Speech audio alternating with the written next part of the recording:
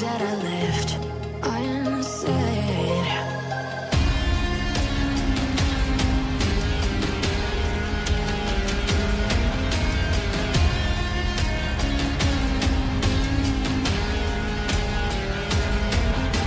I can almost feel you walking in the distance, but I know that it's not reality. If you are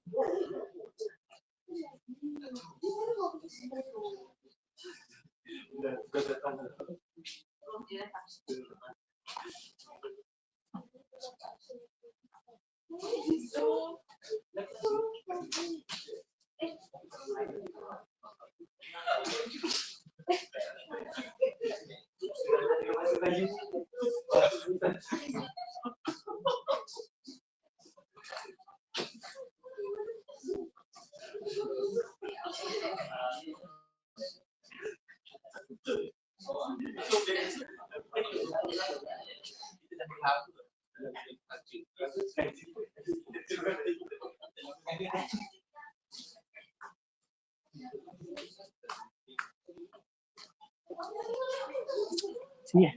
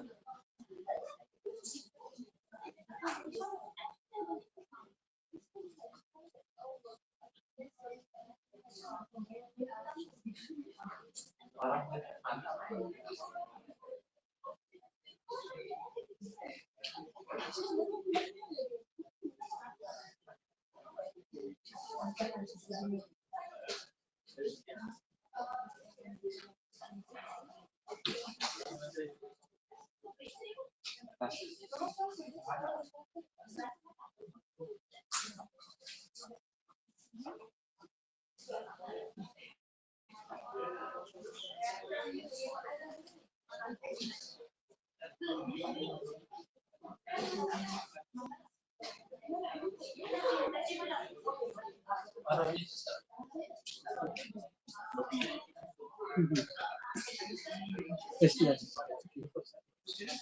I already visited the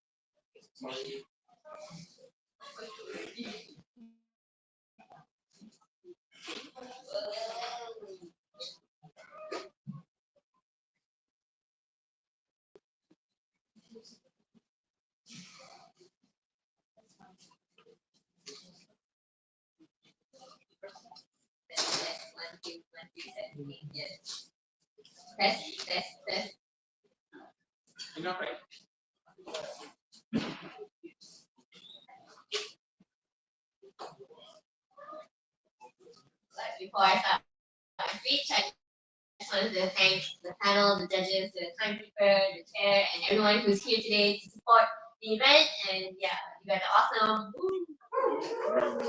Uh,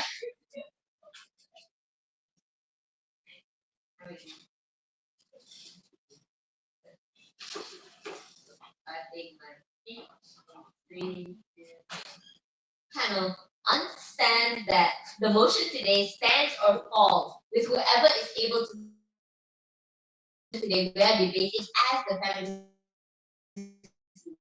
Understand that in an actor motion like such as this, it is through we have to debate through the lens of the feminist movement and understand what best benefits the feminist movement, what are the goals of the feminist movement, and how on the government side today we will best cater to what the feminist movement truly wants.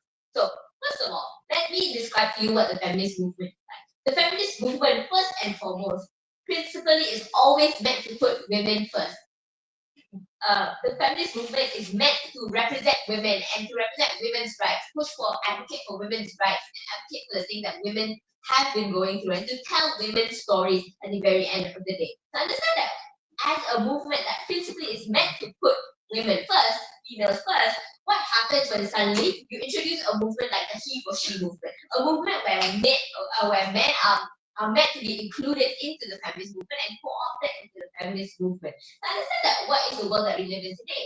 Understand that the world that we live in today is where males tend to dominate all fields. You tend to see males in positions like chancellor, positions like CEO, positions, all sorts of top positions and people, positions in parliament and positions in government. Men of today wield a lot of power and a lot of high positions. So in the moment, when you as the feminist movement suddenly pander to a male audience or put males in higher positions, knowing that this is against the lens of the feminist movement that is meant to put women first and meant to put females first. The point of the feminist movement is to break that male dominated inequality, break this status quo that is like males are always the icons, males are always number one. Understand that the idea of the feminist movement is meant to change these icons, to put the icons as women, instead of talking about of needing like people like Tom Holland or Brad Pitt in order to gain sympathy and buy-in from women. It is better to use female stories and female voices like Taylor Swift and Emma Watson in order for people to buy into the feminist movement. To put the stories of powerful women and powerful and amazing women, people like Malala, Michelle Obama. These are the kind of women stories that we want to put first, and these are the types of This is the type of movement that we want to create.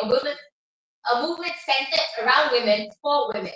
So understand that what Oprah is going to come out and say is that you need a male audience because in this world you live with males and females, so you also need to pander to a male audience in order for your movement to work. But we tell you that sure, we acknowledge that we do need male votes. And we do need, to a certain extent, male sympathy and empathy. But we do not need these males to be a part of the movement itself. We need these males to acknowledge here walking the street at night to be able to speak. Because there is no need for males to be a part of the movement itself, which will correlate to my second point.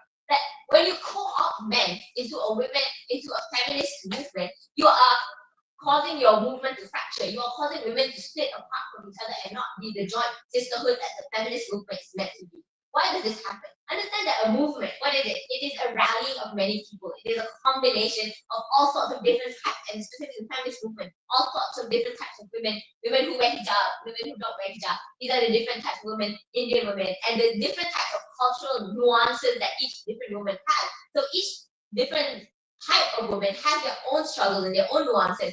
And understand that.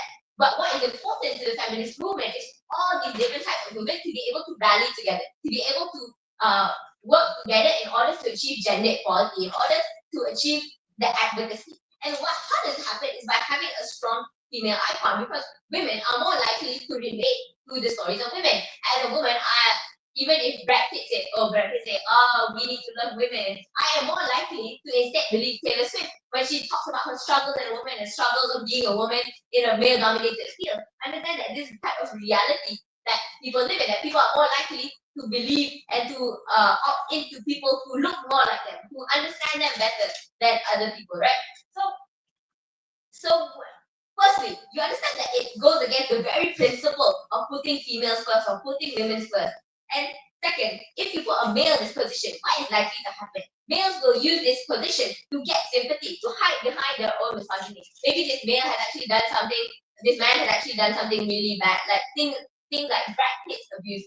And instead, to hide behind this, he goes and make a $50 million donation to the feminist movement. Understand that these are the types of issues and type of sympathy that these men try to garner. and people will have an easier time believe that people cannot believe these kinds of male icons because the world currently is over women. So we tell you that when the feminist movement, that is when the movement fractured. Because hey, that guy isn't all that nice. So why are you giving him these types of high positions in the feminist movement in the first place? When we have better female icons who understand female struggles and come to a certain relatability. And why are we allowing? And when women, especially women who have been abused, who have faced disparities, who do struggle from misogyny and patriarchy, when they see these men getting positions of power and advocating for a movement, they tend to back away because they see that person isn't who he is, that person isn't as like family friendly as they say they are, right? And why is so harmful, right? Because movements tend to be non-government NGOs, non-governmental organizations or third parties that heavily rely on volunteering and donation. And this kind of volunteering and donation requires a large volume of people. And when you have a lack of female supporting or a lack of female buy-in because they are stepping away from your male-centric movement, then that is the moment where you have less support. And when you have less support, you are unable to get volunteering and the funding and the actual crowd. And why is this crowd so important, right? Understand that this crowd is actually extremely necessary because these are the people that are going to vote for change. These are the people that these people need to be incentivized to go out and vote and go out and advocate for change. What does this look like? This looks like going out to rallies. This looks like going out in front of corrupt CEO's building and saying, we don't like him, he is evil, and these kinds of rallies and these kinds of gatherings. And these things are what attract media attention and attract the attention of actual policymakers who are able to actually enact real change. Understand that if people do not join, or if your movement is just about like 50 people, people will not listen to you, and people are not incentivized to ever, to listen to you. So yeah, we're both my feminist movement book for them. Thank you.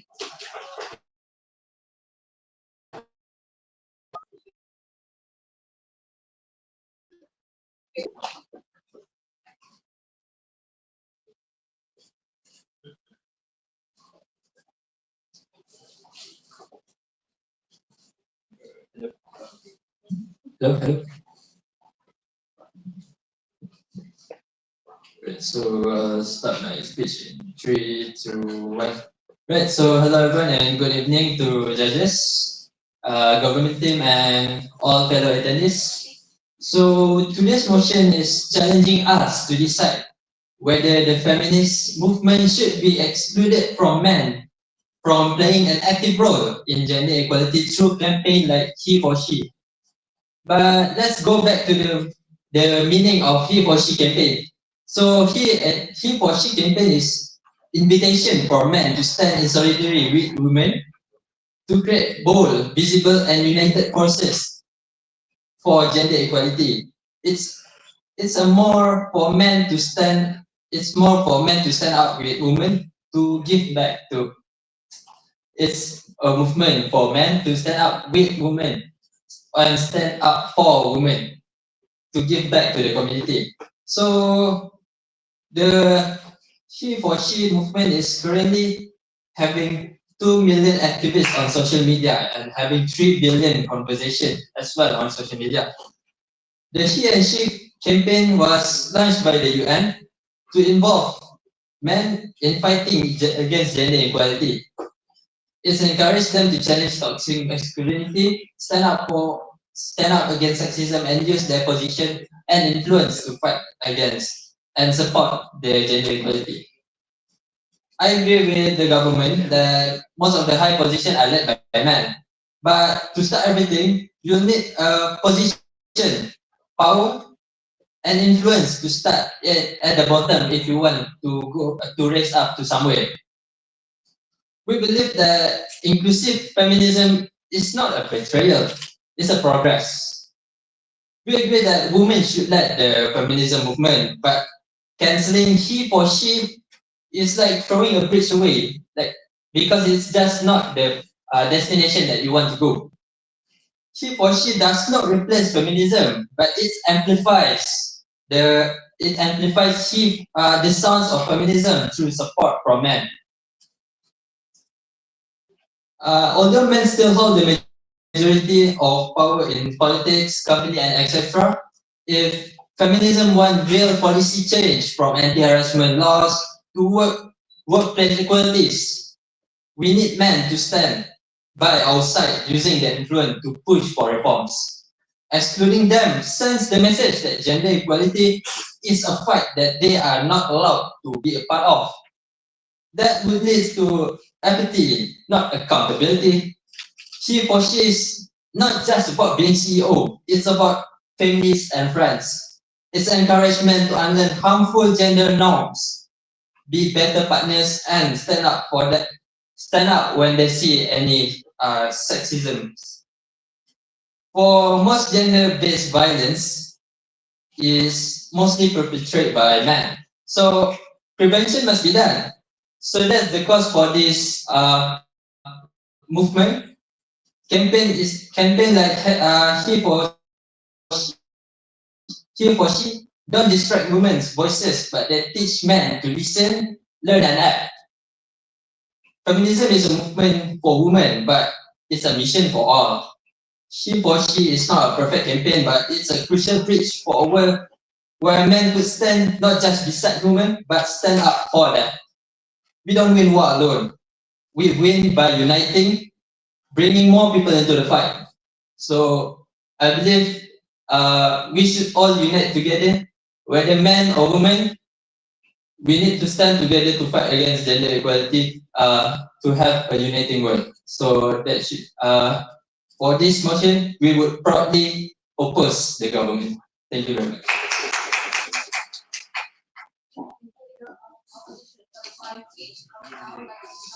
Deputy Prime Minister. Here.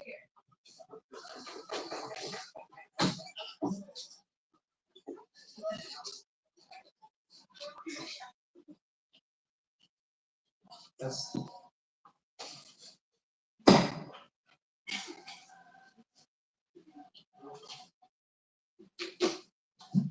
Let me hear it.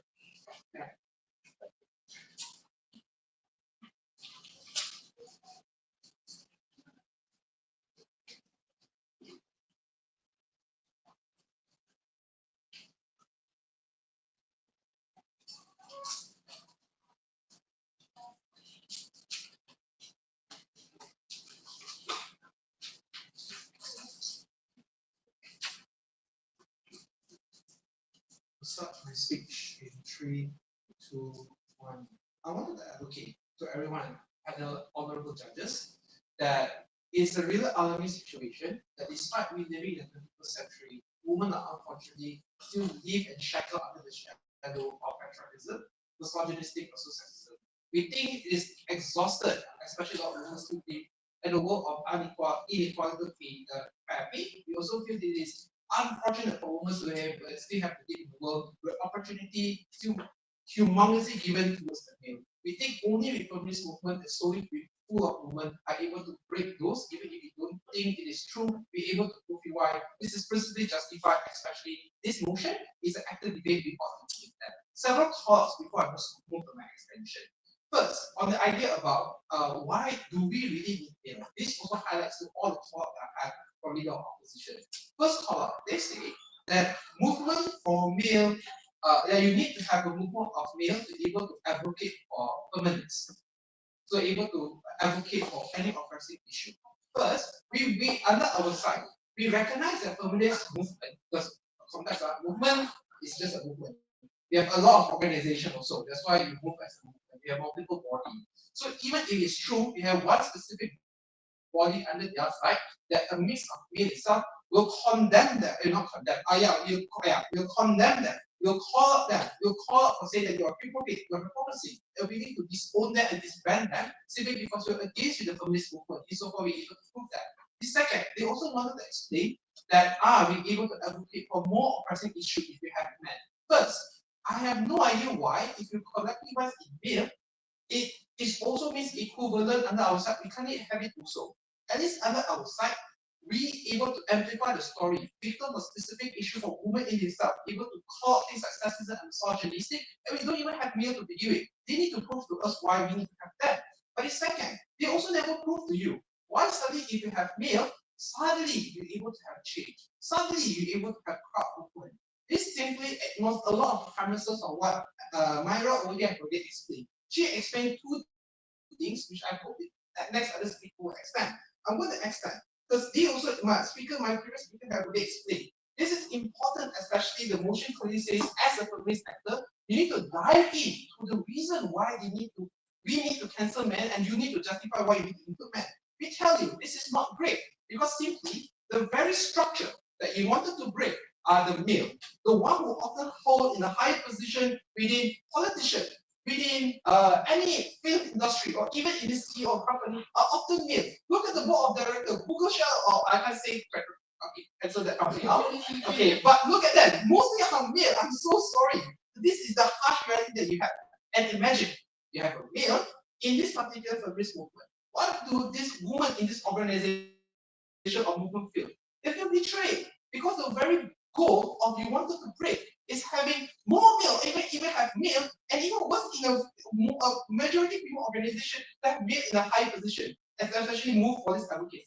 That betrays the very principle and the reason why, on the very first principle that you should opt not to have. We're happy to have more female on top. Insofar we're able to break the huge enormous inequality that exists in the school because insofar we have no idea whatever avenue for women to fought for it, and we ought to solve for that. The second, as on the idea about fracture, as I explained just now, this is a movement. So organization has a lot. We don't know how it works. And most importantly, this organization is not under the government, it's not anyone. It's an NGO, it's a third-party organization. Often not operates on voluntarism, often operates on NGOs, but when they get the money, they also get the money from donation to give it.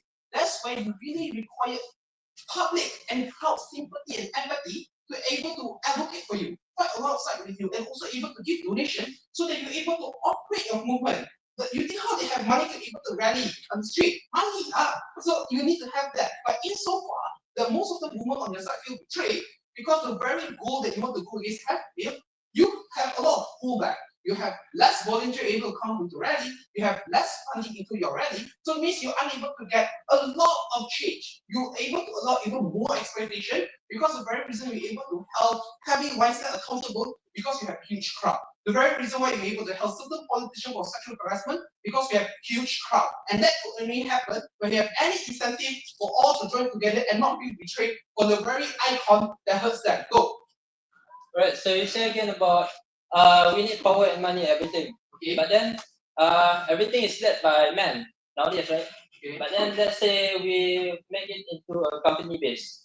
So to start up, you'll be the basic employee. But then if you want the raise, you'll need the approval from the higher up, which are mostly men. So what are you going to suggest if there aren't any other ways I'm going to for them to raise up? conclusion. Let's move on to the second extension. Who were able to help more victims? Because remember, my second extension, this is also active debate. This debate goes more than just advocating rally and policy change. Because the most important part of a feminist movement is to be able to help the most vulnerable victim. This might be sensitive, I will still want to talk about it. This looks like victim of sexual harassment, household abuse, and also rape. But this is an oppressive issue that you have in the school. These victims are unfortunately hide behind fear. Fear of asymmetrical power abuse and misogynistic men. This looks like fear of societal, like what is I don't know what I read here, but they often believe that they are wrong because they want to solve this issue. This looks like they this looks like they also feel shattered from the hopes and dreams of liberation. What happened if men have to face? They feel betrayed. They hide within the shadow and conceit of abuse and exploitation. They feel betrayed because they gaslight themselves. Because the very goal of feminist movement is to be able to be a savior, but they feel betrayed because when you have men. Hence, in order for us to help victim, this victim have to go out and seek for help. Insofar they feel betrayed, they will not do that and continue to suppress themselves with all this abuse. What's the impact on our side? Be able to show clear differentiation that we're against male. Female will not feel betrayed, they will opt out and seek for help. The second, be able to have change. Why? Because the possibility of able to have change is A, not just for each of our member, or victim, but we're able to see statistically more victims are able to come out, report and lodge this particular issue. More victims are able to share this pressing issue. This is significant because the only way we're able to push for change are to show this alarming situation and we're able to rally against it. The only reason why Brazil finally able to fight for oppression and abuse is because more victims able to come out. I don't think out can do that. Thank you. Deputy Prime Minister of my speech. Now I would like to invite Deputy Leader of Opposition here.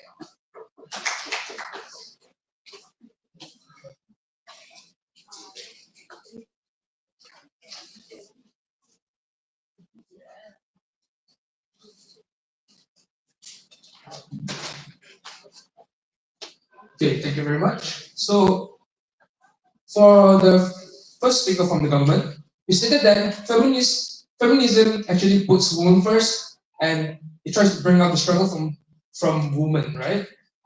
And you expect a woman to bring out the struggle of the woman, and not men.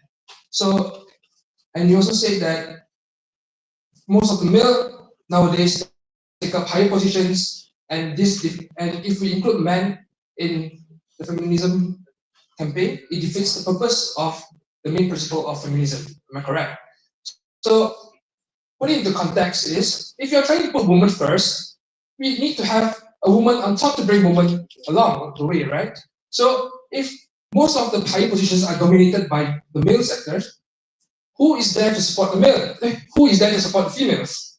So, what he or she is doing is involving men. We are not directly putting men on top of the organization. We are making them inclusive, not centering men in that whole feminism campaign. So by doing this, we can expand the awareness to more men audiences, which dominates the higher positions of most of the organizations. So when the male are aware of these issues, it will be better to have a collaboration between both male and female. And if we try to cancel off he for she, there will be also the cons of that. So one of the cons is that it may bring the wrong image to feminism, stating that, oh, feminism is just for female. They're trying to cancel all the men. They hate men. This is not what we want. All we want is to have men to support female. We want both of these to support each other. And then why do we need to support he for she and not cancel it? Because he for she actually promotes an allyship, and it's not a competition because both of these falls under the same category and they have the same goal. And it actually invites men to actively support gender equality. It's not that, okay, this man joins he for she so that he can hide his empathy, whereas he's doing another thing behind the back. It's not about that. It's actually men sharing his experience regarding to the females' issues, which can help influence other men to understand them better. Because you also say that, okay, female understand female better, so that females should lead the feminism campaigns. But what if I tell you that feminism campaigns is not actually just focusing on female itself? It's actually to create awareness for the males. So who understands the males more? Given from your logic, I can say that, okay, so as a male, I will understand the male better. So if the male is giving a talk about feminism related topics, it's more likely to influence them more rather than a woman giving it. I'm not saying that feminism should 100% include men and women. It's just that this organization, this campaign, he for she, should not be cancelled by the government. And to back that up, he for she actually has a big influence in the whole world because it is backed by the United Nations, which is an international organization, and it's also backed by several cybersecurity in its impact towards the world. And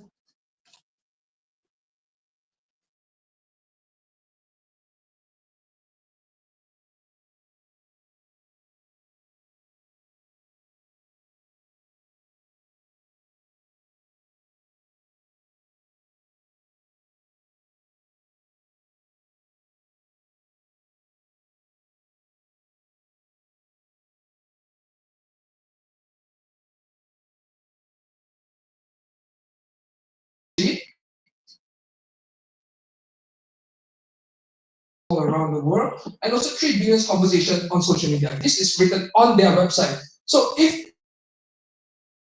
this organization is proved to be flawed, there won't be this much of a data that is available on the web.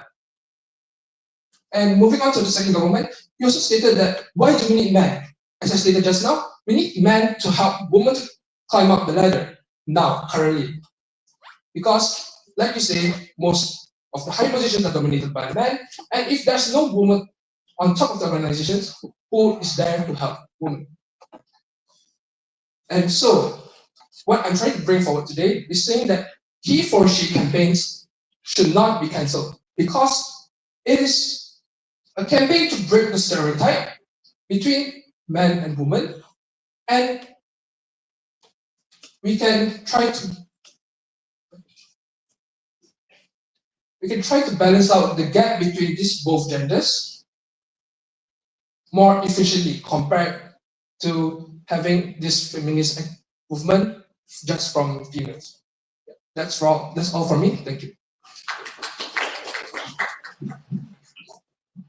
Thank you, Deputy Leader of Opposition, for the kind speech. I will now like to invite Charles.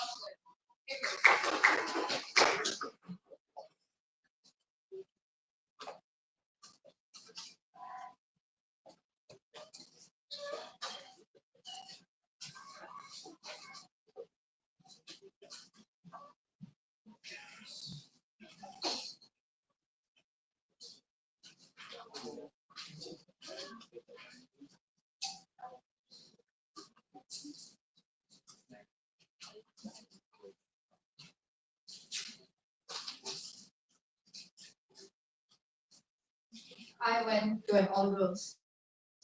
Hey, is this on? Yeah. Okay, start again. I went to an all girls school. So growing up, I was never told that I could not do something because I'm a girl. Because I've been seeing like women in my school did really well and scoring really high and getting #1 SPM every year, like beating every other male schools that they are. But I think that I'm one of the people who are not tied to this patriarchy telling me what I can and cannot do. Because I've always been seeing women amplifying each other, and I've never really fallen into this particular bias. Right? So what? Okay, so the problem with opposition side is that they never really characterize to us how the he for she campaign would really look like. Because we tell you that the people who are opting into the he for she campaign on the their side are men who are already supporting the cause. They're somewhat liberal, they understand the struggles that women go through. And that's why we're telling you that we do not need their involvement for us to get collective action at the end of the day. Because they're never responded to my first and second speaker who has been telling you that when male are involved in this particular movement, that is going to lead to certain women feeling like they no longer belong in this movement. They no longer find solace in this movement because there are constantly men there like trying to tell them that they are doing something and it's enough, right?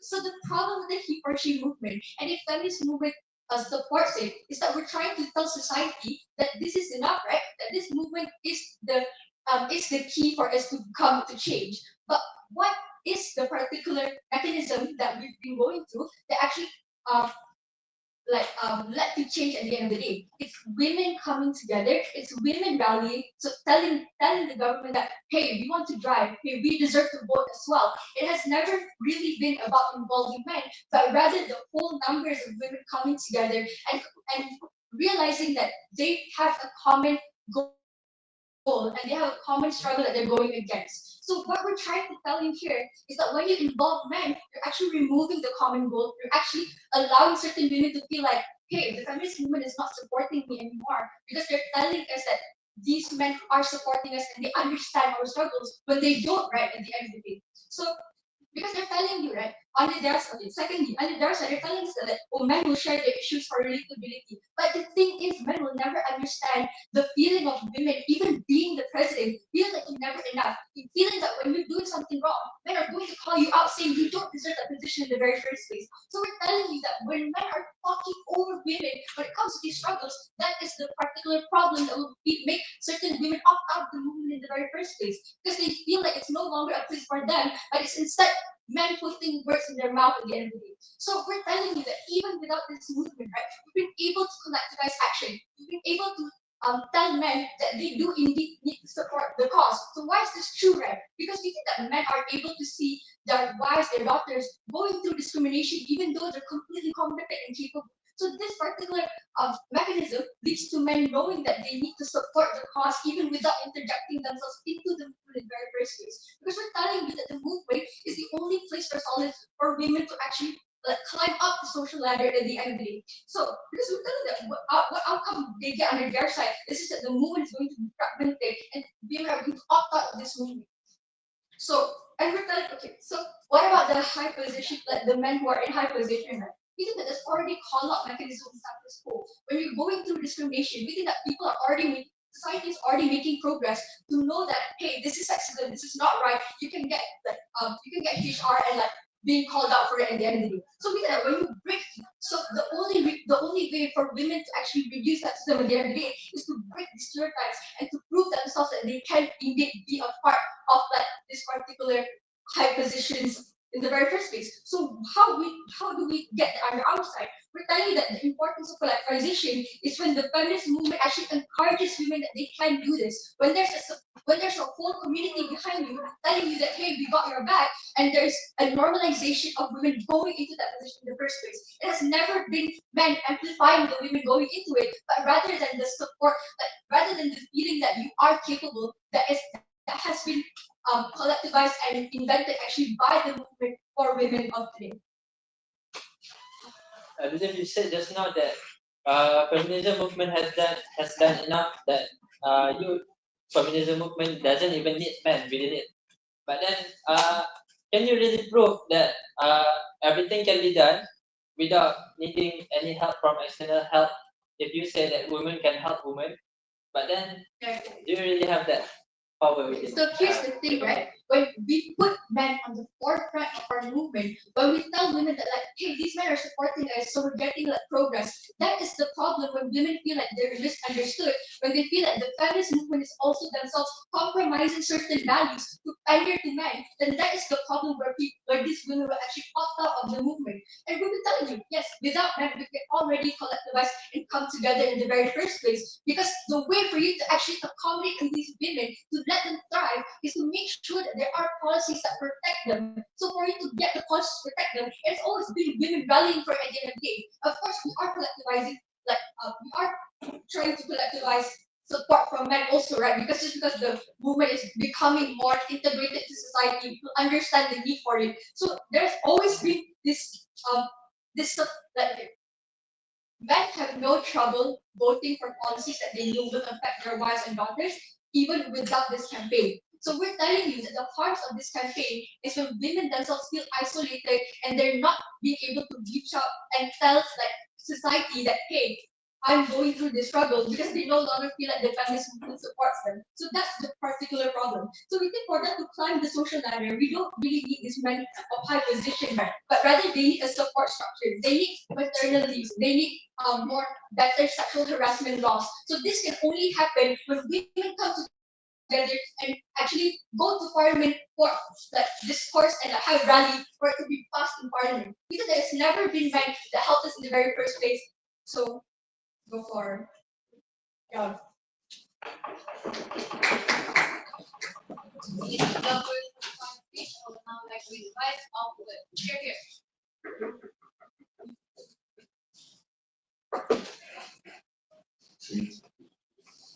Alright, ladies and gentlemen, as the speaker for the opposition, I'm here not to bring new ideas, but to remind you of one crucial truth, which is the feminist movement does not move forward by shutting people up. It moves forward by bringing more people in. So, as the speaker government once said, from government one wants you to believe that he or she represents the feminist movement around men, but that's a fundamental misunderstanding of what the campaign is. So he or she does not center men. It challenges them, it holds them accountable, asks them to unlearn toxic masculinity and take responsibility for the system they benefit from. And then isn't that what feminism demands? Systematic change? How do you dismantle patriarchy without involving the people who build and uphold it? And then from the speaker one, from government side claims to fight for feminism, but propose a world where men are told to stay silent. And then that's not strategy, that's self-sabotage. And what they are offering is not empowerment, it's isolation. And then from the speaker two just now argues that he or she is performative and overshadows the feminist movement, but this completely miss the point. He or she doesn't erase feminist, it recognizes it gives it a global microphone. Our first speaker made one thing clear: feminism cannot win in isolation. You cannot dismantle a system created by men without strategically involving men. We don't ask for male voices to take over the movement. We ask for male responsibility because allyship is not a favor, it's a moral obligation. And the government tells us to cancel the message, but we say you don't burn the bridge to your opponent, you walk across it and change them. Our second speaker told exactly what canceling he or she means. It means turning feminism into closed door movement when the world outside is burning from patriarchy. They say the campaign is flawed. Sure, no campaign is perfect, but he or she did something no other campaign could. And why throw away a campaign that has already sparked cultural change, awareness, and conversation in places where feminism once meant nothing? I would like to highlight just now from the speaker to mention not involve government. That's the statement from the speaker to totally wrong, because ladies and gentlemen, Article 8 in bracket 2 of our federal constitution guarantees that no citizen should be discriminated on the basis of gender. Our Ministry of Women, Family and Community Development has long recognized that gender equality is not just a woman's issue, it is a national issue requiring action from all levels of society, including men. That is exactly what the he or she campaign does. It doesn't erase women's voice, it amplifies the movement by placing responsibility on those who uphold inequality, not just those who suffer from it. And the government, sorry, he or she does, okay, I think it's all. Thank you.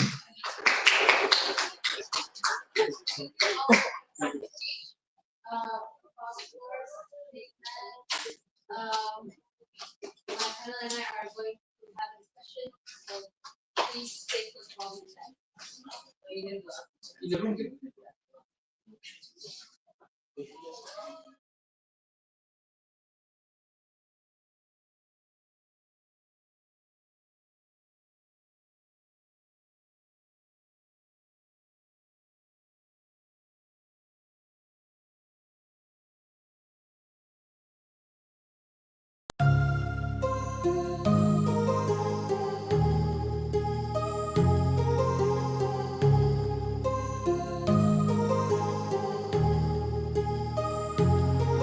My heart rages around like an ocean in my head because there are so many things that I left unsaid.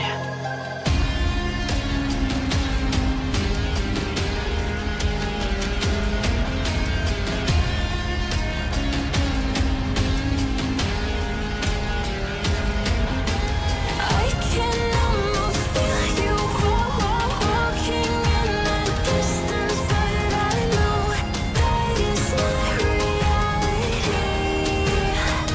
If you are echoing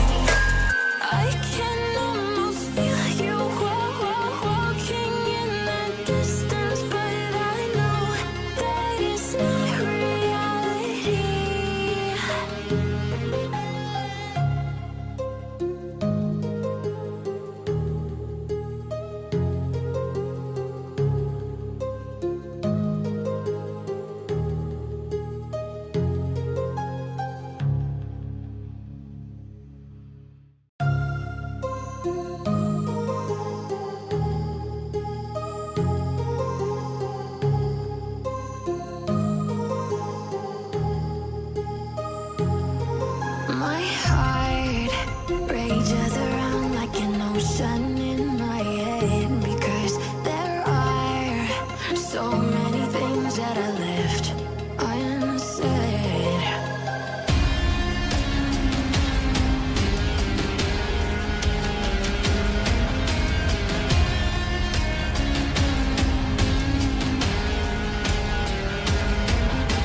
I can almost feel you walking in the distance, but I know that is not reality.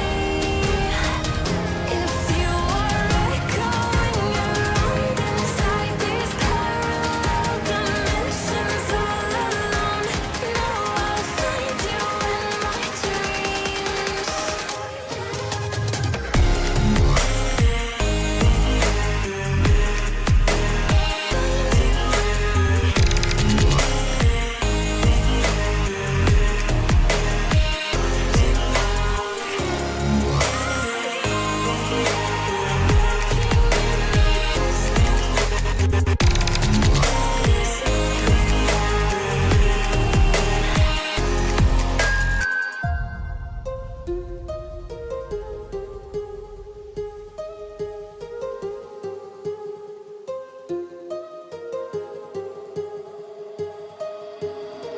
My heart rages around like an ocean in my head.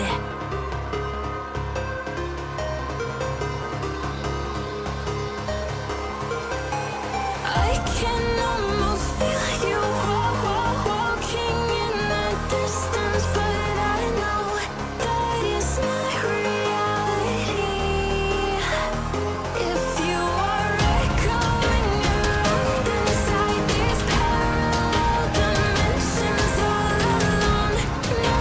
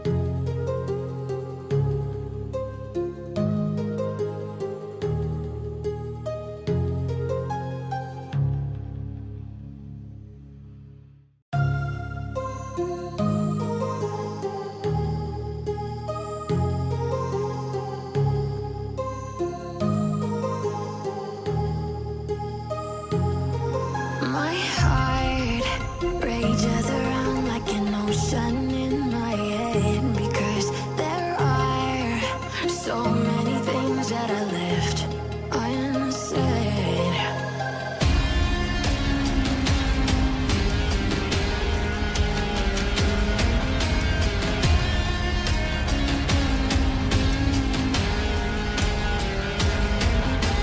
I can almost feel you walking in the distance, but I know that is not reality.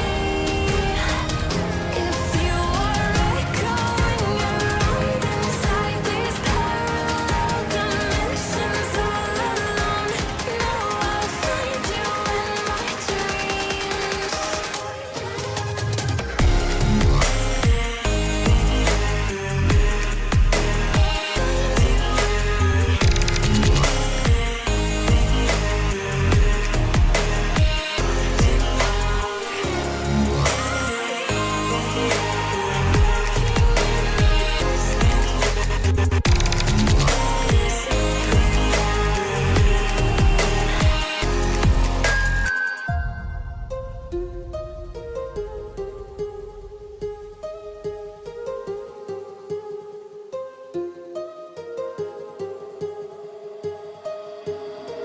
My heart rages around like an ocean in my head.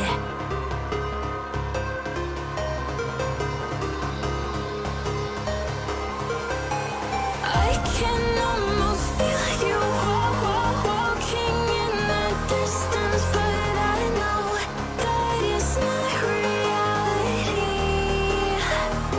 If you are echoing around inside these parallel dimensions all alone, know I'll find you in my dreams. Find you in my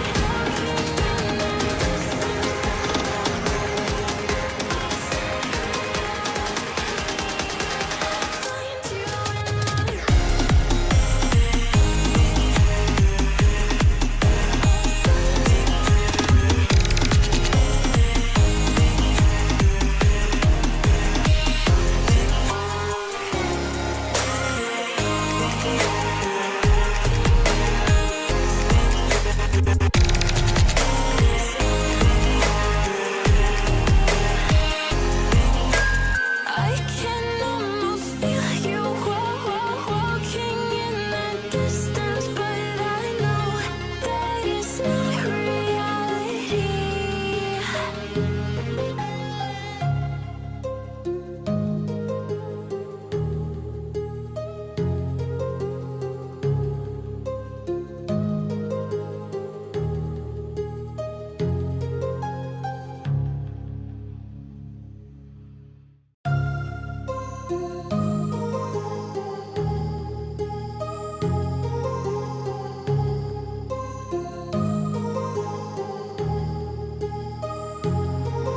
My heart rages around like an ocean in my head, because there are so many things that I left unsaid.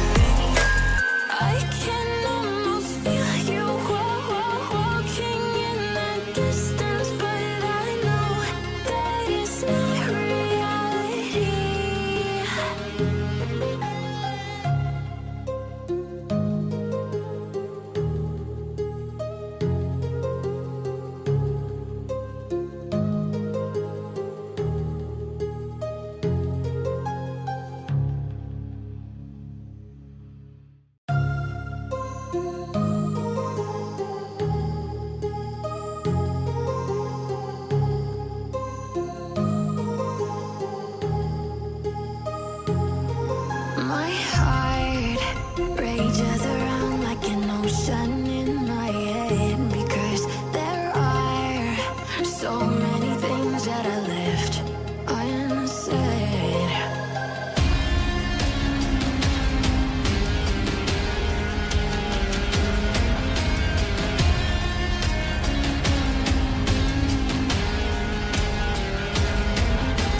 I can almost feel you walking in the distance, but I know that is not reality. If you are echoing around inside these parallel dimensions all alone, now I'll find you in my dreams.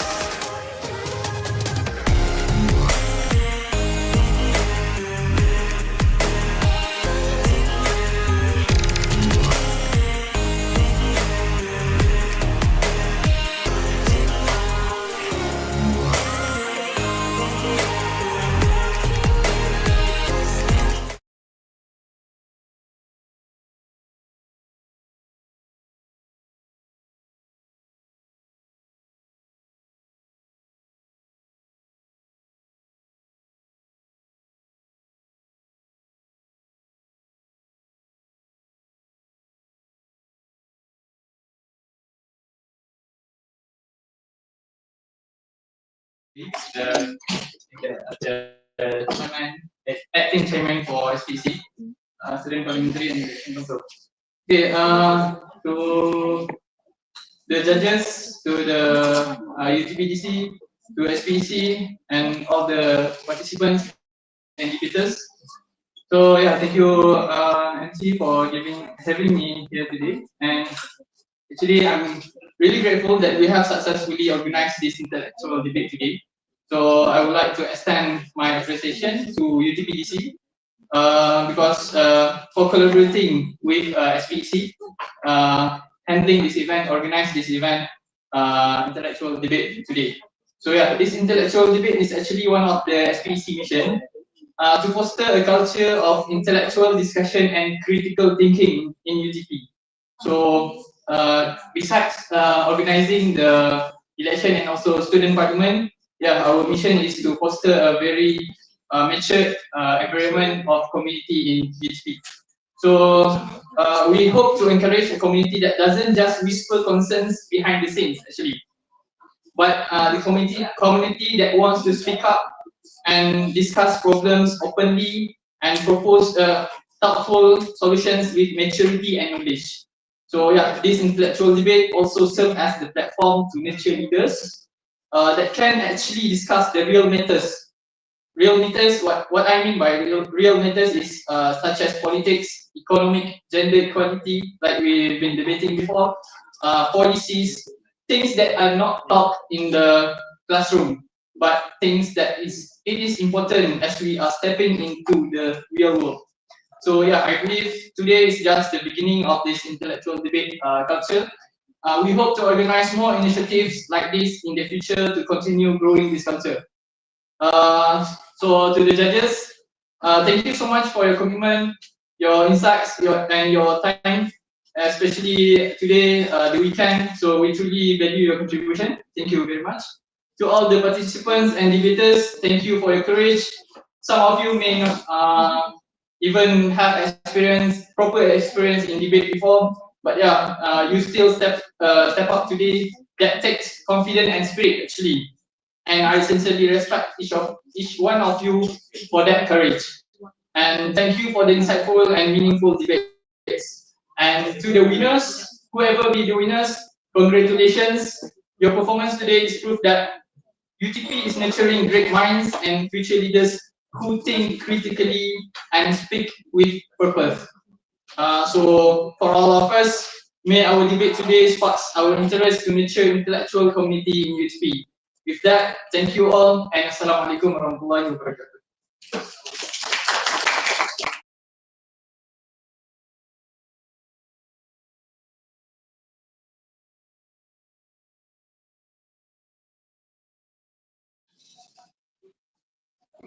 Thank you, Mr. Morphy. We kindly invite again Mr. Morphy to the stage for the token of appreciation, and also Ms. Huda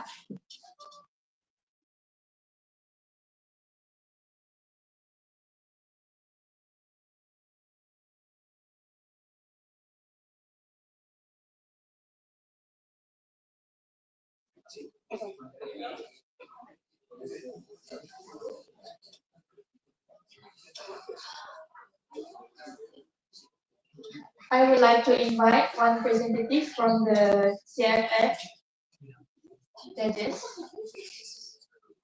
and a token of appreciation.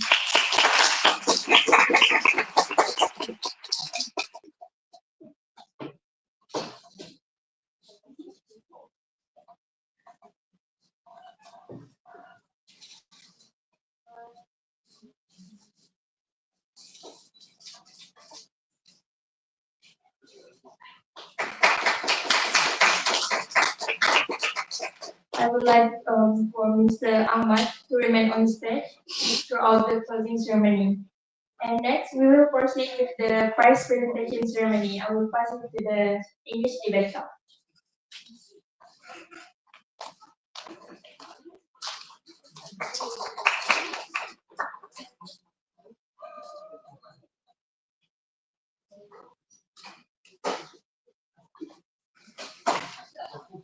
All right, now it is time for what everyone has been waiting for. We will now start with the top three best speakers.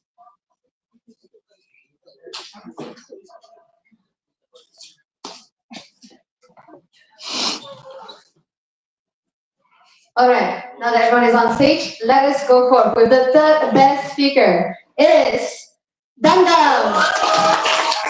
Third best speaker, Dum Dum, with 76.5 speaker scores.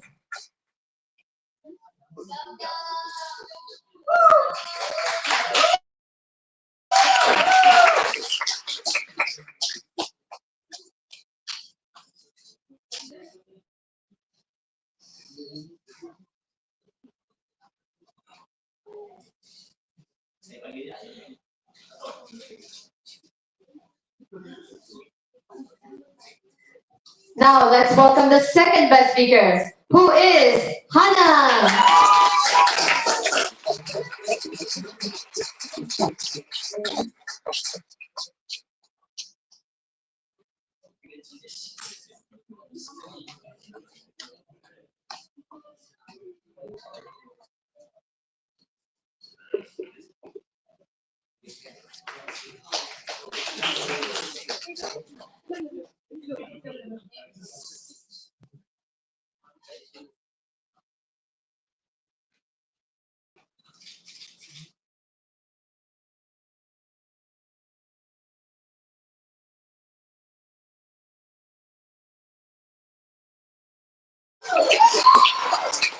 Best speaker girl with 77.5 speaker scores. Send it. What the? What the?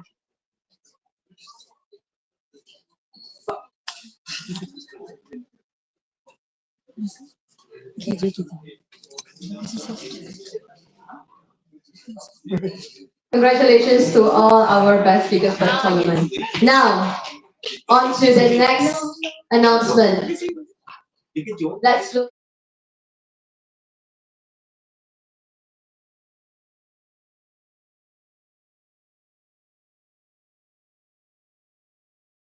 Is UCBC News.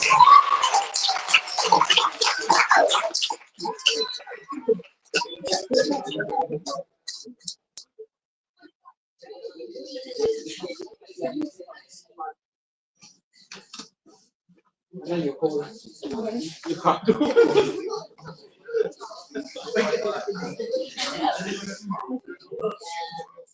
Oh.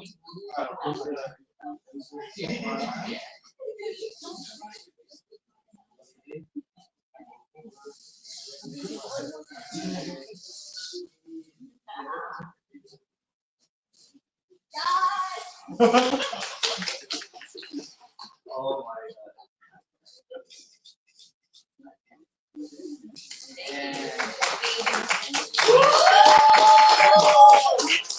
And of course, let us also invite our runner-ups for our finals. Congratulations, that was such a good time.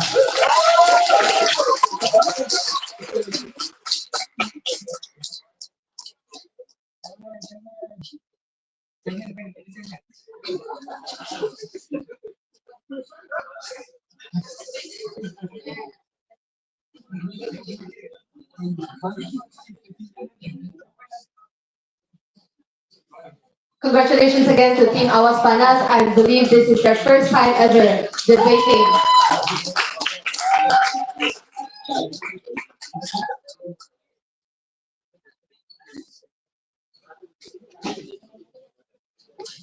Congratulations to everyone. Before we adjourn, I would like to invite the media department to lead the photography session.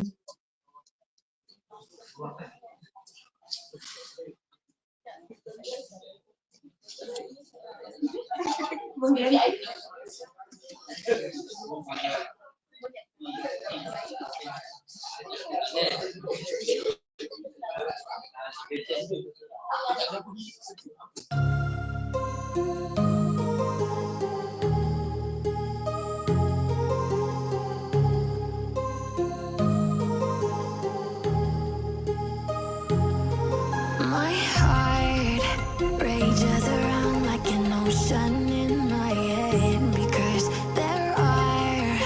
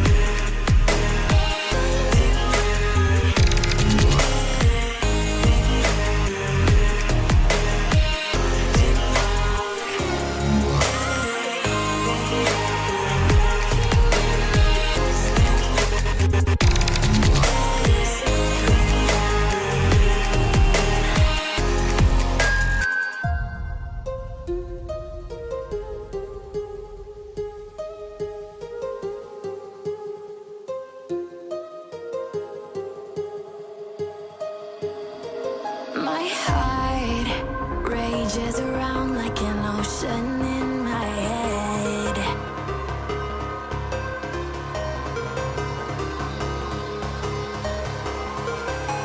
I can almost feel you walking in the distance, but I know that it's not reality.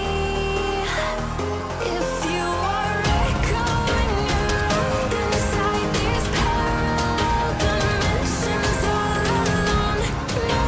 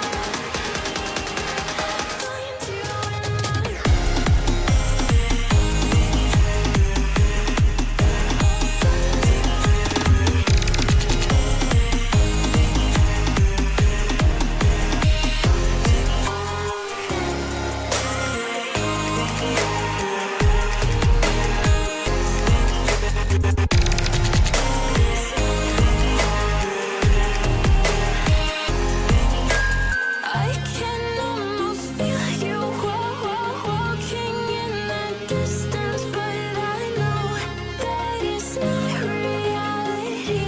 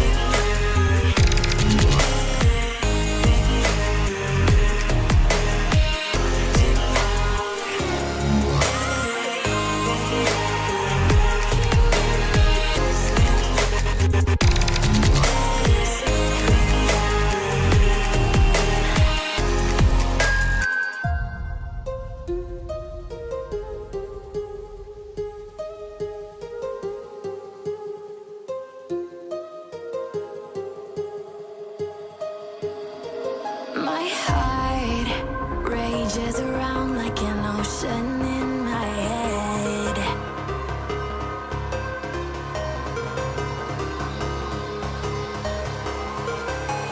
I can almost feel you walking in the distance, but I know that it's not reality.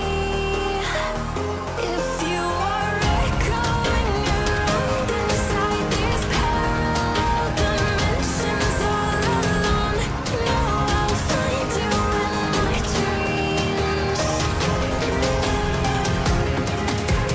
Find you in my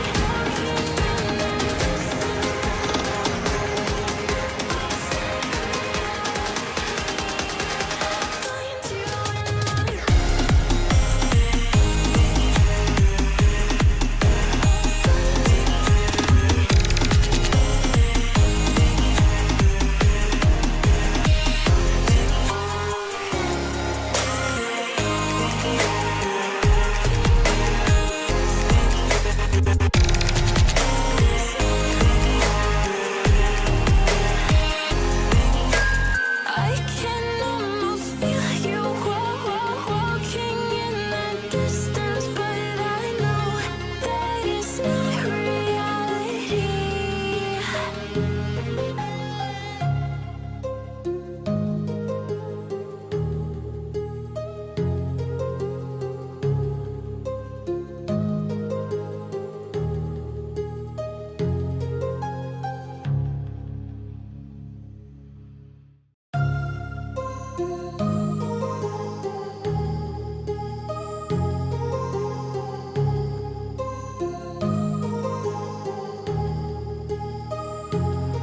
My heart rages around like an ocean in my head, because there are so many things that I left unsaid.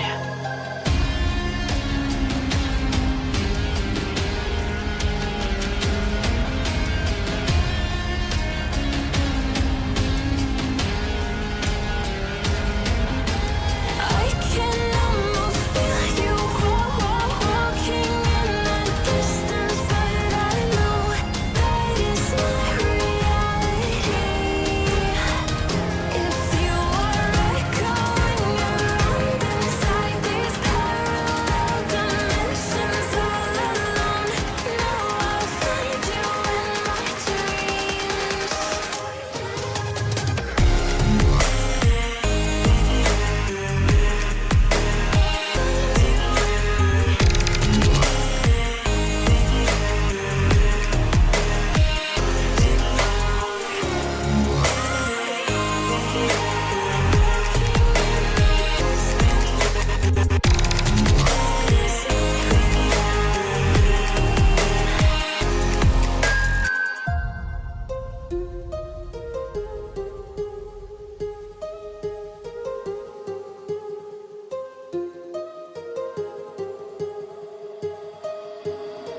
My heart rages around like an ocean in my head.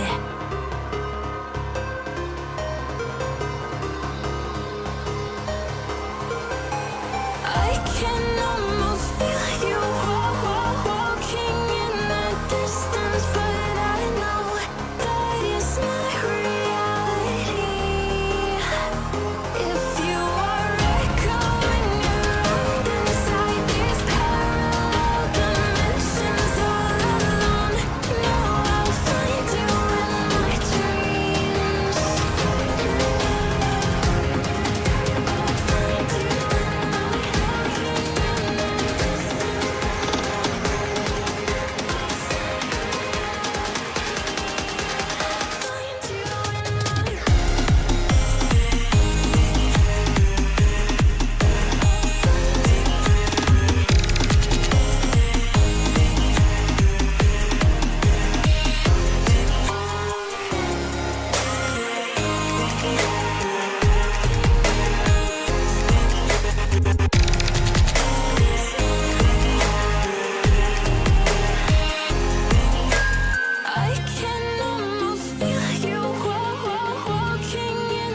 distance, but I know that it's not reality.